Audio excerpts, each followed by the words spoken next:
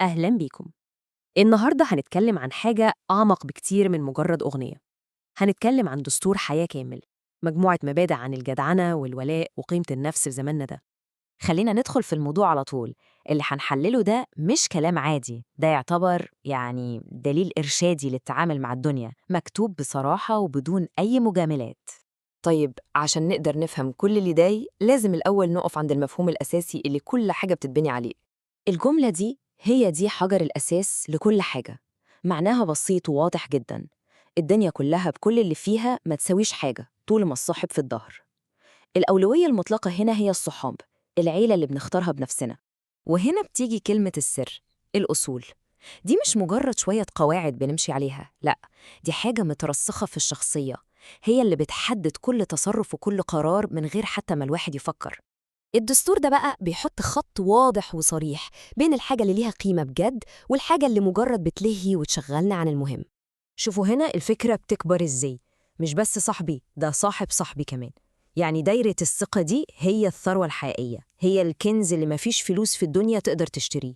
وهنا بنشوف المقارنة واضحة وصريحة، كأن في عالمين عكس بعض. عالم المبادئ، الأخوة والولاء والاحترام، ودي حاجات قيمتها دايمة.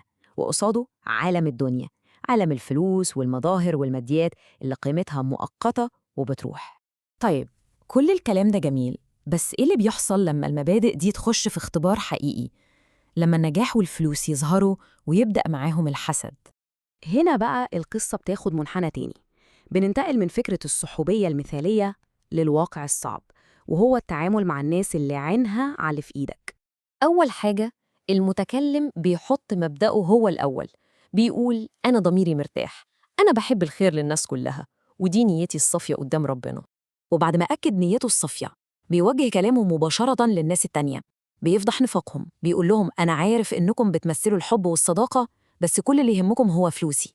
وهنا بتيجي الحكمة كلها. الرد على الناس دي مش بالغضب أو المشاكل، لأ، الرد الحقيقي هو التجاهل.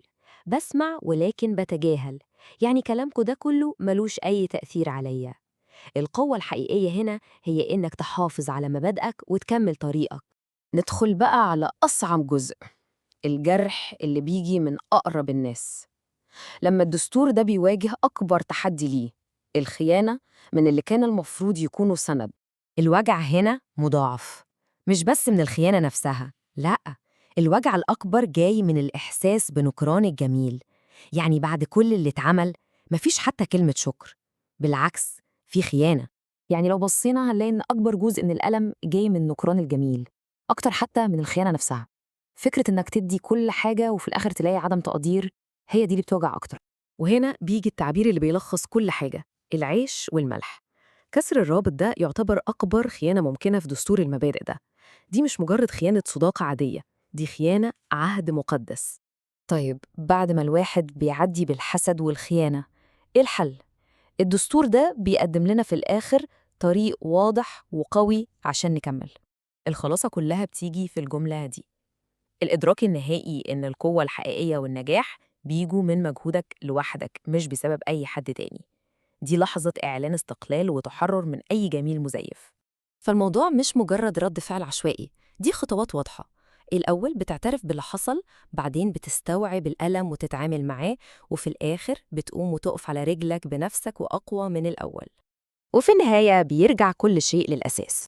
طالما الواحد ماشي صح وعلى حق، مفيش أي حاجة أو أي حد يقدر يهزه. القوة الحقيقية بتيجي من جوه، من التمسك بالأصول.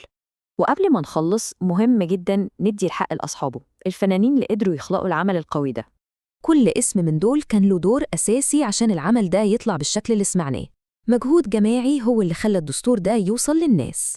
وفي الآخر خالص، الكلام ده بيسيبنا كلنا نفكر. في عالم سريع زي اللي احنا فيه والولاءات بتتغير، يا ترى ايه هو الدستور اللي كل واحد فينا ماشي بيه؟